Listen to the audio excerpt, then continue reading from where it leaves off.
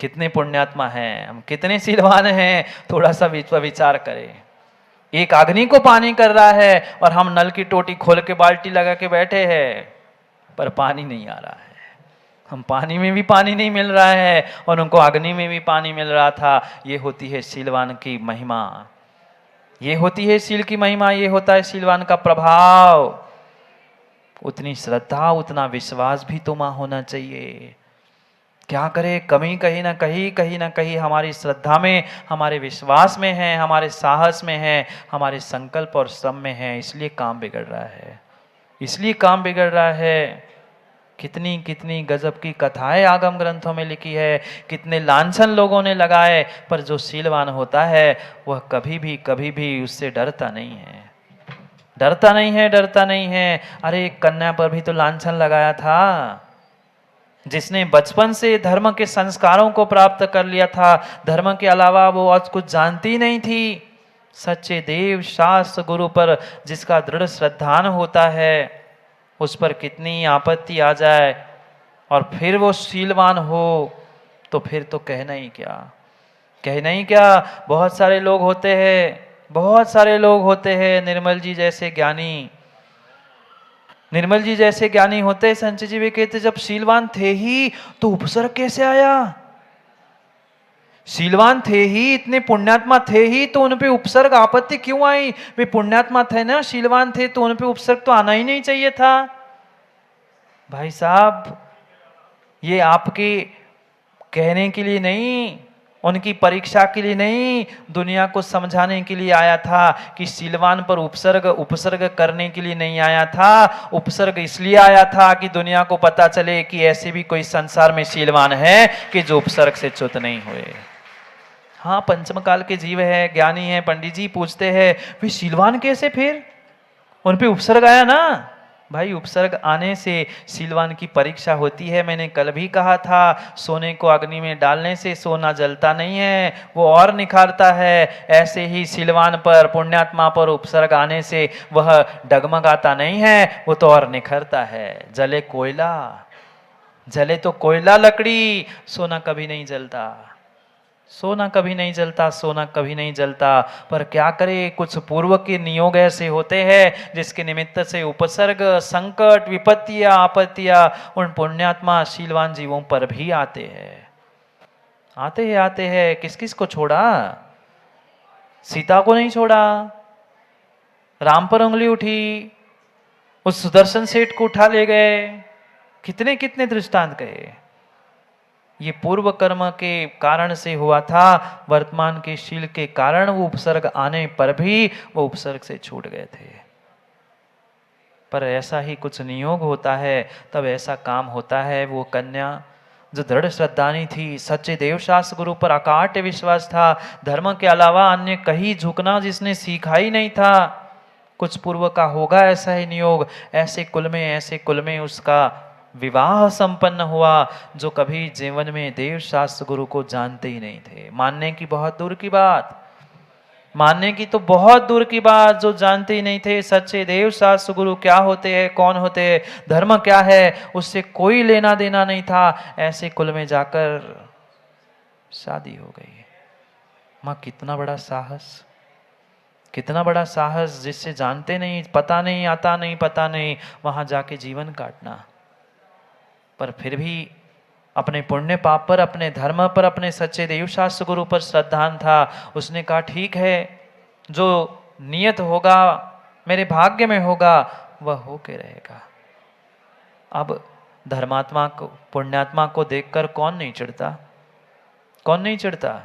बेचारा बालक तो महाराज के पास से नियम लेके आता है कि महाराज जी से हमने नियम लिया। घर जाके कहता है कि माँ, मैंने महाराज से नियम लिया है, रात्रि भोजन नहीं करूंगा। माँ 2 बजा के देती, अकल है तुम्हें? अभी पढ़ने के लिए बाहर जाना है तुम्हें, मैं बीमार हो जाती हूँ, ये है वो है, तुम रात्रि भोजन का त्याग करते हो, आलू प्याज का त्याग करोगे, खाएगा कौन? हो गया कल्याण। वो बालक तो तैयार है, बालक तो तैयार है लिप्टन पढ़ाई करने के लिए, पर हम ही सोचते महाराज वो पढ़े नहीं, सो का होगा। ये संस्कार धर्म पुनः पुनः नहीं मिलेगा।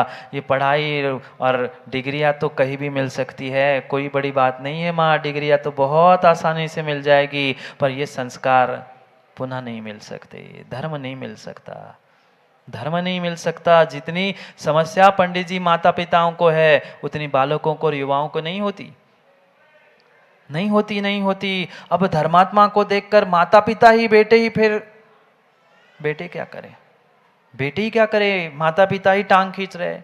वो तो सास थी, वो तो सास थी, उसका रात्रि भोजन का त्याग, आलू पाच का त्याग, सुबह जाके मंदिर में पूजा करना, ये ढोंग।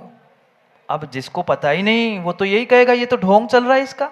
घर के काम से छुटकारा चाहती है इसलिए कहती कि रात्रि में भोजन नहीं करूंगी, सो बनाना नहीं पड़े। सुबह 2 घंटे जाके मंदिर में बैठ जाएगी पूजा करने, सो घर का काम नहीं करना पड़े। अब धर्मात्मा को देखकर चिढ़ छूट गई उस सास को, कहती पानी छान के पीना, क्या दुनिया के ढोंग करती है, कैसी पापिन है, काम नहीं करना है सो पानी छान रही, कहीं ये नहीं करना, रात्रि भोजन नहीं, दर्शन के बिना नहीं, सब ढोंग है आप सिखाती हूं मैं। ज्यादा धर्मात्मा बनती है, ज्यादा धर्मात्मा बनती है। इस पंचम काल में सिंगई जी ज्यादा धर्मात्मा बनना, ज्यादा सहज बनना भी आपत्ति है।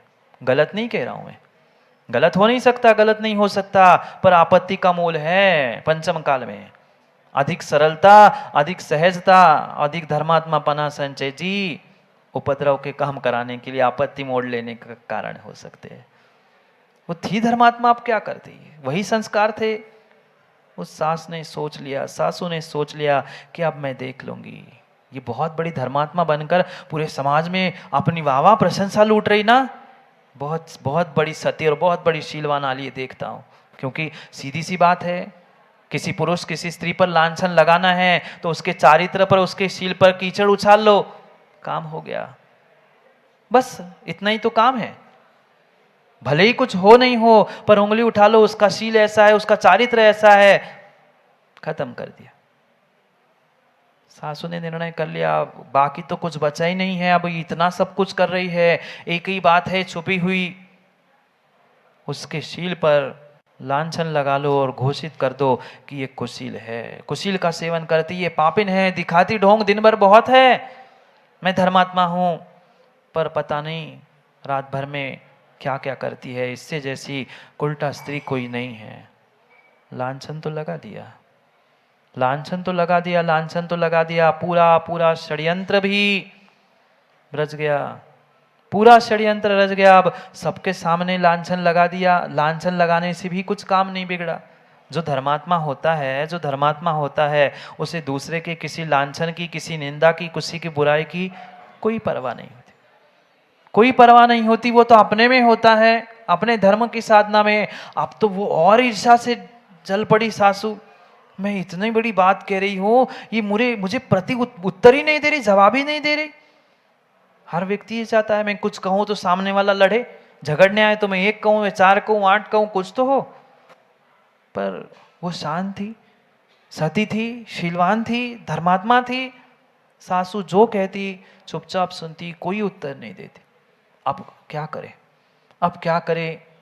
बेटे को हाथ में लेते हुए सासू ने षड्यंत्र रचा कि अब इसका कांटा निकालना पड़ेगा, नहीं तो फिर मेरी समाज में क्या कीमत, मेरी घर में कोई कीमत ही नहीं बचेगी, मेरी कीमत ही नहीं बचेगी। दोनों ने निर्णय कर लिया और घर में एक जो पुराना मटका था, उस मटके में लाकर सर्प रख दिया। पति से कह के बाहर से बुलवाकर उस मटके में सर्प रख दिया और कह दिया तू बहुत शीलवान है, मैंने मान लिया, तू बहुत धर्मात्मा है, मैंने मान लिया। एक काम कर, तेरे पति ने तेरे लिए इस मटके में हार रखा है, तेरे पति ने तेरे लिए इस मटके में हार रखा है, अभी व्रत आने वाले हैं तो इस हार को पहन ले। सीधी सादी थी, उसे क्या पता, उसे क्या दुनिया का छल कपट पता। उसे यही लगा हाँ बदल गया होगा इनका नजरिया, ले आए होंगे पति मेरे लिए हार। जैसे ही भीतर हाथ डालती है, सास तो छुप के देख ही रही थी, अब मरी अब मरी, पर काय को मरती, काय को वो मर रही थी। जैसे ही उसने उठाया, वह हार का तुरंत, नाक का तुरंत हार हो गया। उसने तो, सासू तो देखती रह गई मैंने आंखों से देखा उसमें सांप है। उसने जैसे ही उठाया, देखती इतना सुंदर हार मेरे पति ने मेरे लिए लाया, गले में पहनती है। कौन था? हार था? मां हार था? नहीं था, नहीं था, नहीं था, जहरीला सर्प था, जहरीला सर्प था। पर शील का क्या प्रभाव, शील का क्या प्रभाव, वह अहिरपि सृजति। सोमप्रभ स्वामी कह रहे, पढ़ो, अहिरपि सृजति। वह जो सर्प है वह भी माला, वह भी हार के समान हो जाता है। क्या हुआ, क्या हुआ? वह था तो सर्प ही, पुनः जैसे ही उतार के रख देती, पुनः वहां का वहां वो सांप हो जाता। एक बार वह सास को कहने लगी कि सासू जी आप पहन लो, सासू जी आप पहन लो। वो कहती नहीं नहीं मैं नहीं पहनू। वो कहती नहीं नहीं, कितना सुंदर हार मेरे पति ने लाया है, आप एक बार पहन के तो देख लो। कहती मुझे नहीं मरना, मुझे नहीं मरना, मुझे नहीं करना मरना। कथा तो बहुत लंबी चौड़ी और कई बार आपने सुनी और देखी भी होगी, पर सोचो विचार करो, जैसे ही सासू हाथ डालती, बस जो पापी होता है उसको ही सांप भी काट लेता है। क्या शील की महिमा, उस सांप का भी हार बन गया था, उस सांप का भी हार बन गया था। और आज के पुण्यात्मा ऐसे है, वो हार पहनते ही उसका, हाँ, गले की चेन ही से फांसी लग जाती भैया। ऐसे भी पुण्यात्मा है, वो हार ही कट जाता है, गला कट जाता है। हाँ, ऐसी स्थिति है, ऐसे पुण्यात्मा आज के। वो शीलवान ऐसे हो गए हमारे भारत में, जो सर्प को सर्प का हार बना रहे थे, और ये सोने चांदी के हारों के विचारों के प्राण जा रहे हैं।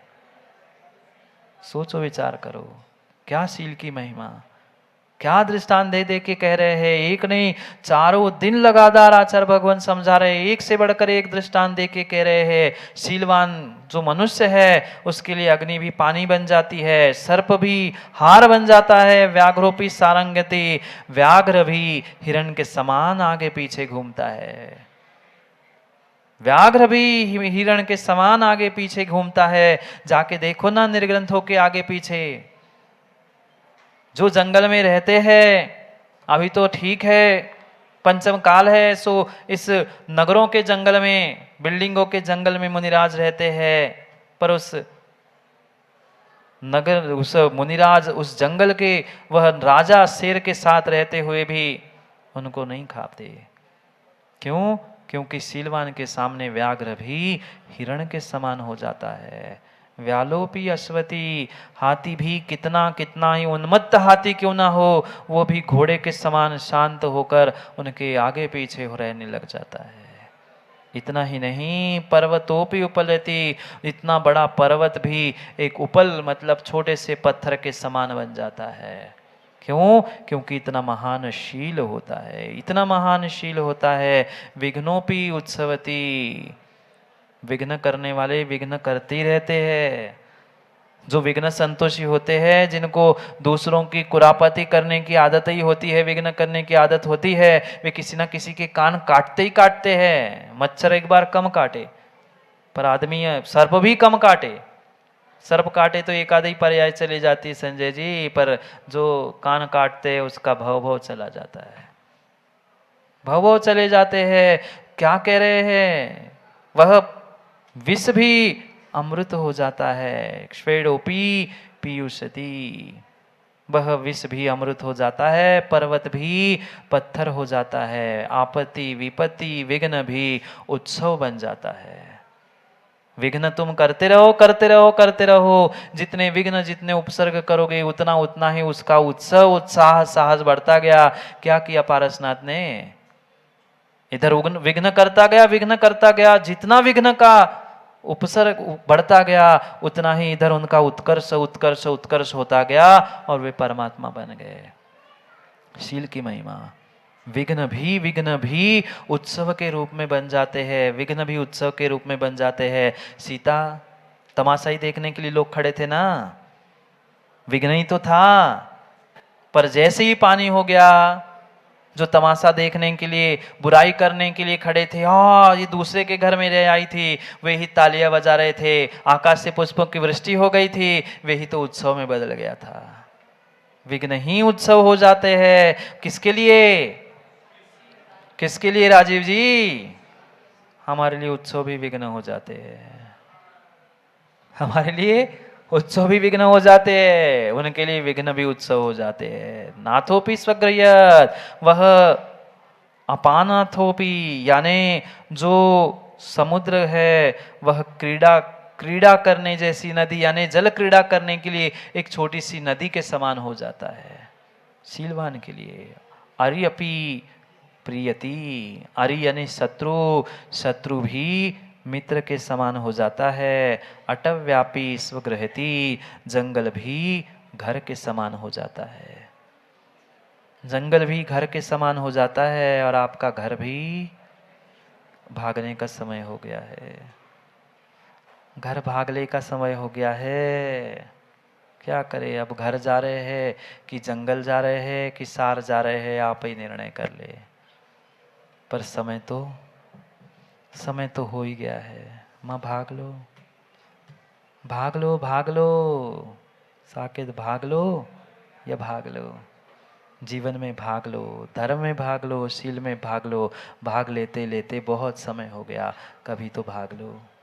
यह अमूल्य अवसर है। साहस, हिम्मत और संकल्प श्रम के साथ अपने जीवन को बदलने का पुरुषार्थ कर लो, क्योंकि पुनः पुनः पुनः पुनः यह अवसर मिले ना मिले कोई ठिकाना नहीं है। कोई ठिकाना नहीं है, कोई ठिकाना नहीं है। मात्र 1-2 दिन और बचे हैं राम जी, 1-2 दिन और बचे हैं मात्र। अवसर आपके सामने है, पर वही अवसर को प्राप्त करते हुए जीवन को बदल सकता है जिसके भीतर साहस है।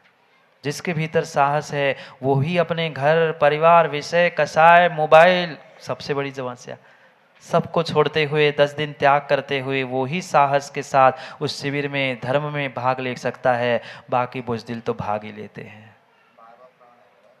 बाकी बुज़दिल तो भाग ही लेते हैं। पंडित जी कितना ही कह लेना, जिनको भाग लेना है वो भाग ही लेंगे। जो बुज़दिल है वो भाग लेते हैं, और जो साहसवान है, हिम्मतवान है, वो भाग लेते हैं। भाग लो। देखता हूँ कौन कौन भाग ले रहा है। समय हो गया है, करेंगे पुनः समय पर समय की चर्चा। भाग लेना है कि भाग लेना है, क्योंकि समय पर समय की बात के लिए समय पे मिलना है, क्योंकि समय पे किया गया काम समय को दिलाता है। बोलिए भगवान महावीर स्वामी की।